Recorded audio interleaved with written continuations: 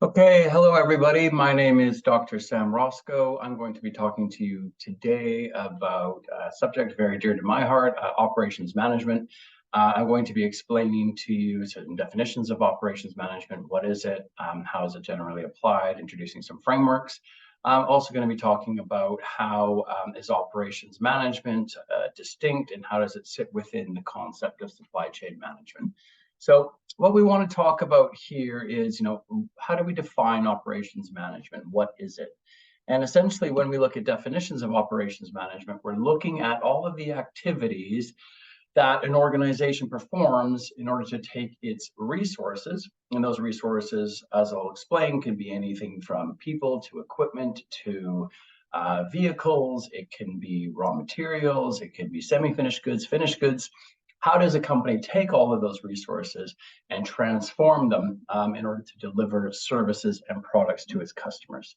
So the operations management function, it comprises all of the activities necessary for the day-to-day fulfillment of customer requests. This includes this idea of how do we source services and products from our suppliers, and how do we transport and deliver those services to our customers. Now, why operations management is distinct from supply chain management is that within a supply chain, if we look at the extraction of raw materials, I use the example of Apple throughout today's lecture. So we look at how do companies extract things like cobalt and lithium and magnesium, copper that go into a mobile phone battery. And how are those raw materials transformed into a battery? Then how are they transformed into a phone? From the phone all the way down throughout Apple's supply chain deliveries to stores. Now, throughout Apple's supply chain, you have a number of distinct operations. That operation might be the running of the store itself. Okay, so an Apple store might be in operation. You might have all of the trucking and the air freight. Those are also distinct operations.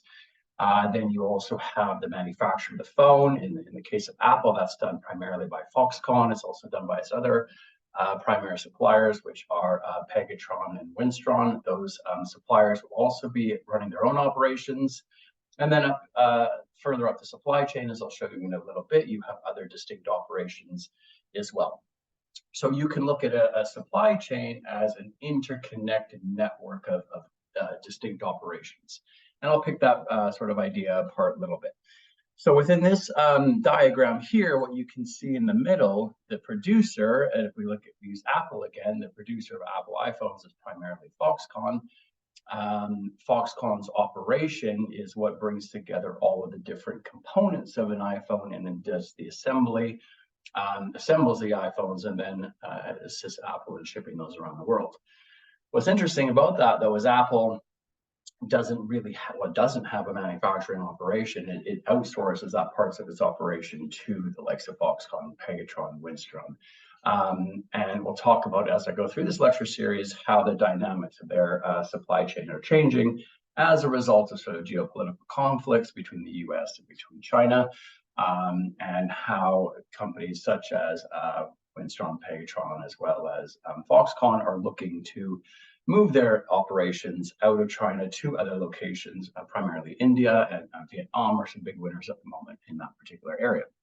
So within those distinct operations, you might have a number of suppliers who are delivering components of the iPhone into the operation. Foxconn will begin to assemble the phones, and then they will deliver them out to the different Apple stores. So again, the Foxconn assembly plant is its own distinct operation, as are the suppliers. This diagram also shows you that what's important here is not just the movement of products, but it's also the demand information that comes from customers. Okay, so that demand information will be how many phones are going to be purchased in the North American market, and the Indian market, and the Chinese market, for instance. And what is our expected demand for the launch of the iPhone 15? And how do we manage that demand in terms of our operational capacity? The other important bit of information there is the movement of cash flow. You can see down here at the bottom, cash flow and how money moves through the supply chain is also very important, because if suppliers don't have liquidity, if suppliers don't have cash, they're not able to make their products, they're not able to pay their employees, and the supply chain can fall over. So the movement of cash within the supply chain is also very important. So when we get into this concept of operations management, what happens within an operation, a very basic sort of simplistic way of conceptualizing this is this idea of the operation or a supply chain being a process. And it's a transformation process. That could be the transformation of materials into finished goods, or it could be the transformation of a customer going through something like a university or a hospital or a hotel and being transformed during that process. But either way, when you look at a supply chain, what you're trying to understand is the process itself. So you have these transformed resources. These are the materials, the demand information that I talked to you about earlier, the customers that are coming into the supply chain and moving on through. You also have the transforming resources. In this instance, it can be your facilities. In the instance of Foxconn, that could be their assembly plant. You also would have the staff that are working on the production lines, and they're transforming all of these materials, all of these subcomponents, subassemblies into a finished product. Now you have the inputs. The transformation process itself is the operation. And the phone, again, is being transformed into a finished product, such as the iPhone 15, and it's then being shipped out to the customer, and the customer is the one who will be receiving the product. Similarly, for a service, what's being transformed within a service would be the customer, would be your sort of the transformed resource coming into the operation. The customer is the one experiencing that operation. They go into a hotel, they meet the service staff, they sleep in the hotel room, and then ideally the next morning they come out and they are a satisfied customer as a result of that operation. So if we look at some sort of ideas of input resources, if we look at an airline, for instance, you can have your aircraft, your pilots, and your air crew. They're the ones who are going to be doing the transforming. And the customer is the one who is going to be transformed. And the operation itself is the check-in. It can be the boarding of the aircraft, it's the flying, it might be the loading of the bags and the fuel onto the jet, and then the delivery of the passengers to the other side. Okay, so then you have these operational outputs, which ideally should be a safe passenger who has come out the other side of the operation. So when we begin to sort of apply these concepts to the iPhone, you can see here you have a variety of inputs. Okay, so the battery can be made of things like cobalt and graphite, lithium, and aluminum. What's interesting about those particular minerals, cobalt in particular, is a conflict mineral. There's a lot of media around the extraction of cobalt. There's also a lot of media around how companies such as Apple and Samsung and a lot of the leading mobile companies don't have visibility of where those materials are actually coming from, who their suppliers are, how much are they extracting, and how is that money being used to fund things like conflict in the Democratic Republic of Congo, for instance. You also have lithium, which is more and more becoming a material of geopolitical tension, where you have companies such as Tesla who is going up and buying lithium mines. You have the miners who are not getting paid a fair wage, etc. So you have these materials going into the use of the battery. The battery itself is being manufactured. You also have all of the gold, silver, copper coming into the microprocessors, coming into the sort of the components of the phone, and that's all being assembled to create the final phone at the Foxconn operation. So in this particular instance, the transformation process, as we understand it, will be all of your resources, your glass, your stainless steel, cobalt, graphite, as well as the demand information. So this is the customer demand for the launch of the new phone, and that is fueling your capacity decisions. Where are you locating production? How much are you going to make? When do you need to start making it based on the launch of a product? And then you have your transforming resources, such as your facilities, your factories, as well as your staff. And in the case of Foxconn, more and more so, the use of robotics being used to manufacture mobile phones and the Apple laptops. So the transformation process itself is how are these materials transformed by employees and maybe robotics into iPhones, and then you have the output resource, in this instance an iPhone 13, and ideally this guy here who's super happy that he's got a new phone as a result. So as we're trying to sort of understand the operation, in this particular instance, you have Foxconn's facility here based in Shenzhen, China, who's doing all of the assembly. That is the operation. You also have the broader supply chain with all of the suppliers. Samsung is even mentioned there, who is providing the memory and also the swipe screen technology that they used to provide until recently. You also have Texas Instruments in the United States doing the touchscreen controller, Cirrus Logic making the audio controller, and all of that material is then being fed into the operation of Foxconn, who does the assembly and then ships those products out. Okay, so when we're trying to sort of understand how do we begin to establish our operation, what are the key factors that we need to consider, then we need to look at these frameworks of understanding, okay? So one of those is what's called the 4 V's, and I'll also talk about the 5 performance objectives after this. It's just a way of people and students in particular beginning to conceptualize what are these, how are these operations structured. So the 4 V's include what's called volume, variety, variation in demand, as well as visibility. So when we look at volume, if you are a company who is competing based on price, if you are in a very competitive market, what you're trying to do is move high volumes through your operation, and you're trying to keep your unit cost of production as low as possible. In order to do that, what you would do is create standardized, very repeatable processes that an individual can walk onto the production line. They can be trained up very quickly. They can perform the same operation over and over and over again.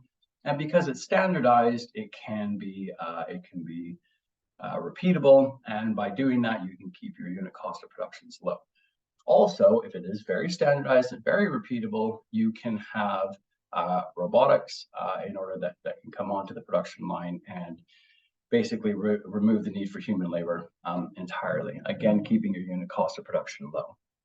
The other thing to consider is, if you're in a low volume operation, you tend to, in order to move products, you want to have higher margins because you're not selling as many products. So as your margins are higher, basically that means that you have the ability to make fewer products, but you might want to have them more customized. Okay, so if we look at a lot of high-end automobiles now, Tesla, for example, BMW is doing this Audi, where you can customize the interior and the exterior of the car based on 8 or 9 different paint patterns or leather patterns for the interior of the car. And that gives you this idea of what's called mass customization, where you can create a number of different products and then sell them onto the market as quickly as possible. The other thing that we can look at is this idea of variety.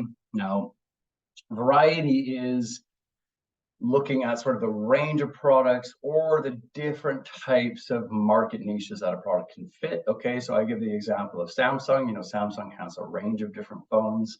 It might have its S23 or 24, wherever we're at now, and it makes a high number of those phones at a high margin, but it also has this A range of phones, so your A10s, your A13s, which is targeting a more mid to low range price point, versus Apple, who until very recently would come out with the most recent iPhone 15, and that would be at a very high price point with huge margins that they're able to charge their customers. Apple is now beginning to see a lot of its market position getting eaten away by lower cost competitors. There's a lot of Chinese phone companies who are coming in and beginning to or already have eaten up a lot of Apple's market share, as well as Samsung's, by the way. And these companies are forcing Apple to reconsider its market positioning. And what Apple is now doing is looking into offering more mid to lower range phones in order to compete in those areas. So when you have a very standardized product, and that product, it has very low variety, again, what you can create is more repeatable routine types processes. And when you have, a very high variety of products, you need more flexibility, and more complexity is created within your operation. And with complexity comes cost, because you have to be able to move between machines, between different operation processes, and switch back and forth when you're making products. Now, the other third V to consider was called variation in demand. If I'm selling a commodity type product, let's just take wheat or grain, for instance, or maybe, I don't know, milk, dairy products, and I have a relatively standard, stable demand pattern, I can plan my operation. I can move high volumes through my operation. By moving high volumes, I can keep my costs low again. So with low variability, low variation in demand, I have more standardization. I can keep my costs low. As my demand begins to vary, I then have issues with high variation. And with high variation, then comes more flexibility, customizability I need to build into my operations. Now, the final V is what's called visibility. The concept of visibility basically means that you have, or how much of an operation can your customer experience. So for instance, if I wanted to go and see a Foxconn operation, the assembly of iPhones, I would have very limited visibility because not many people get to do that. However, if I was going to go into a hotel, I would have very high levels of visibility because I'm actually experiencing that particular operation. Okay. So if we apply this to McDonald's, very high volume type of operation, very standardized, repeatable processes, selling the same menu, the same products all over the world, over and over and over again. When I look at variety, I have relatively low variety in the types of products that I offer. My menu might change, but it's done very sort of controlled with a sort of little tweaks to my existing menu. And that variety is kept as low as possible so I can have more standardized products. And finally, when I have this idea of variation in demand, McDonald's will have a relatively good idea of its demand during breakfast, lunch, and dinner.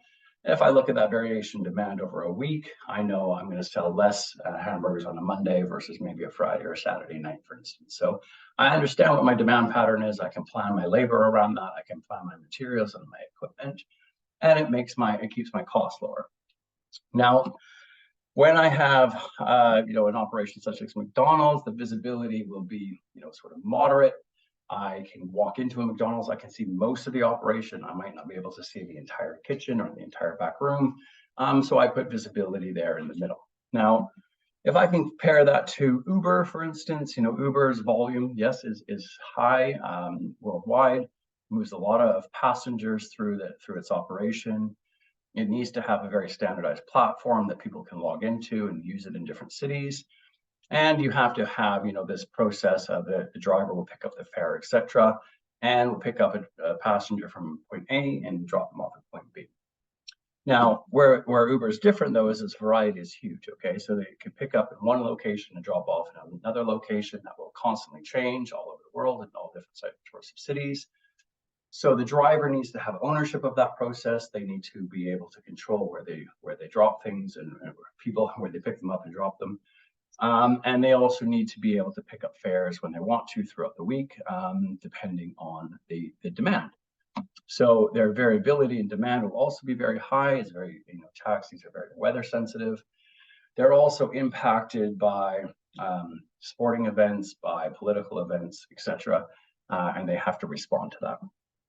I said with Uber, their visibility is also very high because there you're a customer and you're sitting within the taxi itself and you're experiencing that operation. Okay. So when we look at, Apple and Samsung, in terms of volume, they're both very high volume operations. I would say the variety for Samsung would be a little bit higher because what Samsung is doing is they're offering a wider range of phones. The variation in demand, they'll have the same issues when they're launching, new products onto the market. I think Apple tries to generate more of a buzz around its product launches, which can create more variability in demand, arguably, than Samsung. And then in terms of visibility, they're both going to have very low visibility because where their operations are very difficult for us as customers to get in to see. Okay, so the other thing that we think about, we have your 4 V's. Another framework that's often applied within operations management is this concept of the 5 performance objectives. So these 5 performance objectives, quality, dependability, cost, flexibility, and speed. And we think about where, as an operation, where do I want to sort of prioritize how I design my operational processes? So for instance, if I'm Apple, I'm going to be competing on a very high quality product, high quality camera. I want to be thinking about, how do I justify having profit margins, 200-300% in terms of markup of my costs. I have to be offering a high quality product and arguably a very dependable product. People know what they're going to get with an Apple iPhone, and it's delivered as and when the customer requires it. You can also have other types of companies who are much more cost conscious. You can have a lot of the new entrants into the mobile phone market who are competing more on price, nipping at the heels of Apple and Samsung, like I mentioned earlier. And then in some instances, you have companies who are competing on flexibility. I use Amazon as an example. Amazon might be competing on speed and flexibility. You go onto the platform, you can order tens of thousands of different products, and they can deliver it either tomorrow or even today if you're an Amazon Prime customer. Okay, so you have those advantages with Amazon. The other thing to note is, like with Amazon, some companies will compete on one of these performance objectives, maybe two of these performance objectives, okay, some even three. And Amazon might be speed and flexibility. You might have, Rolls-Royce and their jet engines competing based on quality as well as dependability. You want a very high quality jet engine, but you also have the Rolls-Royce brand behind it, decades and decades of support, and you have a very dependable type of product. Okay, so I'm just going to move on to operations strategy as an introduction to this concept. Now, when we're thinking about these different performance objectives, we're thinking about how do I want to design my operational processes to compete on cost, okay, that again, high volume, standardized, repeatable types of processes. If I'm competing on quality, I need to have high quality products with very, very little defects. If I'm competing on speed, such as McDonald's, I want to have very high speed operations where things are very lean, very efficient, and I'm able to move products through my operation as quickly as possible. Okay, now why those performance objectives are important is because what they should be doing is feeding into the overall strategy of the company. Okay, so for example, operations strategy is trying to understand how do we begin to take the operations function of the firm, which is very sort of day-to-day, it's operational, tactical, and then how do we think about, the operations strategy? How do we support over the longer term the delivery of the corporate strategy of the company? So here you can see that the operations strategy refers to the total pattern of decisions which shape the long-term capabilities of any type of operation and their contribution to the overall strategy through the reconciliation of market requirements with operations resources. Okay, so again, this is taken from Nigel Slack in his book, Operations Management, now I think 10th edition. So this concept of operations strategy is the longer term decisions that we're making. We're talking about 3, 5, 10 years into the future. How are we designing our operation in order to support and enable the delivery of the corporate strategy? Okay, so when we come back here to this concept of operations, and we're thinking about, okay, well, I'm McDonald's, I want to deliver, a low-cost product at a very high speed. My operational processes should be designed in order to deliver that particular product. So again, the 5 performance objectives will come and feed into that particular strategy. And when we think about strategy and how it's developed, you typically have, in most organizations, you might have your vision. Okay, so where does the company want to be? Where does the company see itself in the marketplace? What is our overall vision? You might have corporate values, which are becoming more and more important nowadays. And then you have your overall sort of mission statement for the organization. And then once you set those up, you begin to develop your goals. Where do our company want to be in the next 5 years, 10 years, 20 years? That could be, we want to be $1 billion company, and that's in second or third position in the North American market. You set these tangible goals and you try to reach those goals. And then what you begin to develop are your strategies in order to get you to the delivery of those goals. Okay, so just as an example, your mission statement, you're thinking about what business is my organization in? who are my customers, what are my market segments, which particular markets am I targeting. You can't be everything to everyone, and how the company's values will help you determine what the company does. So a mission statement ideally should explain what the organization plans to do. So I just give an example here of Tesla. The Tesla mission statement is to accelerate the world's transition to sustainable energy. Why Tesla is interesting in terms of its mission statement, doesn't mention cars anywhere there. The mission statement is about moving people off of fossil fuels, off of diesel, off of petrol, and moving them to more sustainable energy, such as electric vehicles. But remember, Tesla doesn't just make cars. They also make the Powerwall batteries for people's homes. They're beginning to look at how do you deliver battery systems based on windows and office buildings using solar power in order to charge the electrical systems of buildings. They're developing different methods of moving into space using renewable energies, etc. Okay, so they're really more of an energy company, Tesla, than they are a car company.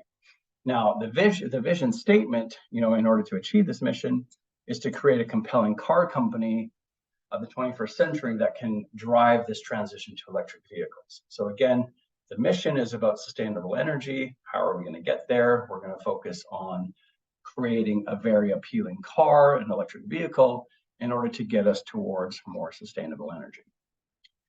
So why is that interesting? Because when we have this mission, we want to be, we want to be a sustainable energy provider. We then have to think about, well, how do we develop our corporate strategy in order to deliver that? So the corporate strategy explains how the organization will achieve its mission, how will it position itself in the marketplace, how will it differentiate itself from its competitors, okay? What is your competitive advantage? Tesla, for instance, might be branding, it might be Elon Musk himself, but it's also a very high quality car that has, high range batteries, an electric vehicle battery that is able to outcompete its competitors. And it also has, first mover advantages, very strong movement into the EV market in the US, North America, Europe as well, competing against other companies such as BYD in China, who also have their own first mover advantages. Okay, so they're trying to differentiate themselves from global competition. So when we're setting these competitive priorities, we're thinking about how are we going to make this high quality Tesla? How are our operations going to be developed in order to do that? And what Elon Musk did is he really doubled down on robotics, went very, very heavily into automation, invested strongly in the development of automated processes in order to keep his costs low, but also to ensure that he had very repeatable, high quality products to move volume throughout his operation. Now, what's also important about this corporate strategy is underneath your corporate strategy, what you should have is a set of what are called functional strategies, okay? So if my corporate strategy for Tesla is, beginning to move us towards a sustainable energy future, I might have my space division, okay, that's my business unit. I might have my EV battery division, and I might have my home power division, okay? So I have these different business units, and underneath those business units, I will have my different functions, okay? I'll have my marketing strategy, for my marketing function, my finance function, my accounting function, and my operations function. Now, those functions ideally should be working together in order to support the strategy of that particular business unit, as well as the overall corporate strategy.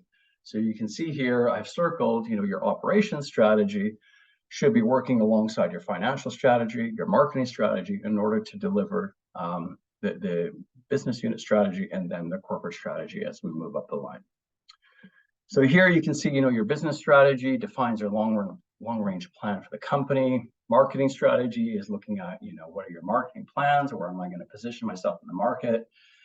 And my finance strategy might be thinking about, well, how am I going to finance this? What sort of, shareholder investment am I going to need? What type of loans am I going to need to finance this investment?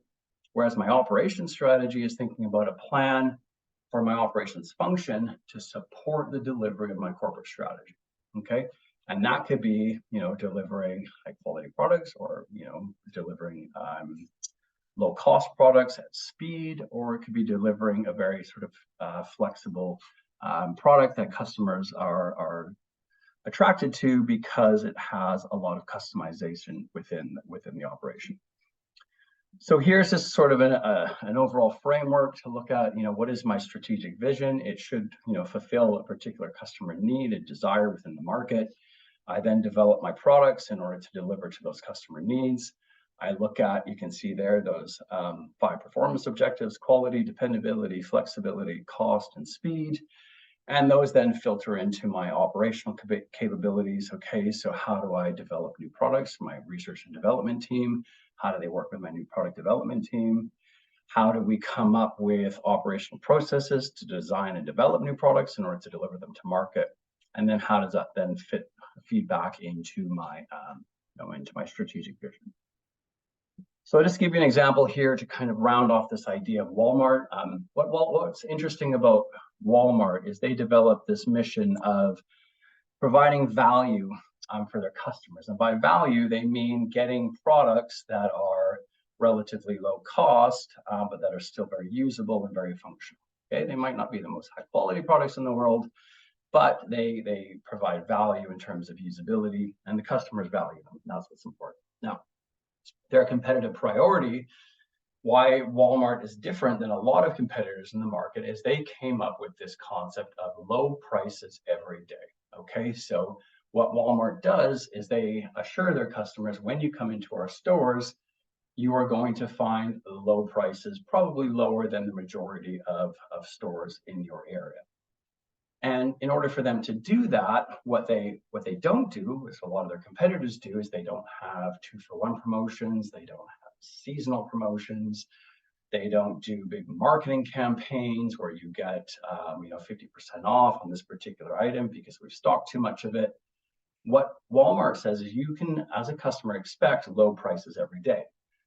Now, that competitive priority sets out 2 things. It means that they are going to have very price sensitive products, and they're going to also deliver high volumes of those products. Okay, in order to do that, what Walmart did is they developed their operations strategy, which is to keep their inventory levels as low as possible. Okay, so they want to move products onto shelves and move them up very quickly, and they want to also have very short lead times, meaning that when the product comes from the supplier, it goes onto the store shelves and then it goes out to customers very quickly. In order for them to do that, what they did is they invested in technology. Walmart has spearheaded things called campaigns called RFID.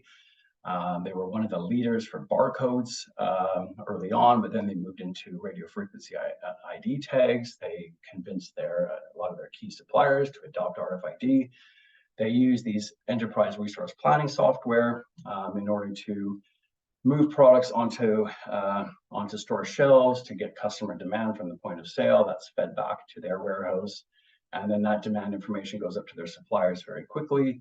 And the idea there is, once a product is purchased from the store and a customer walks out with it, that information then flows all the way from their warehouses up to their suppliers, and the suppliers then will deliver the product back onto the store shelves as quickly as possible.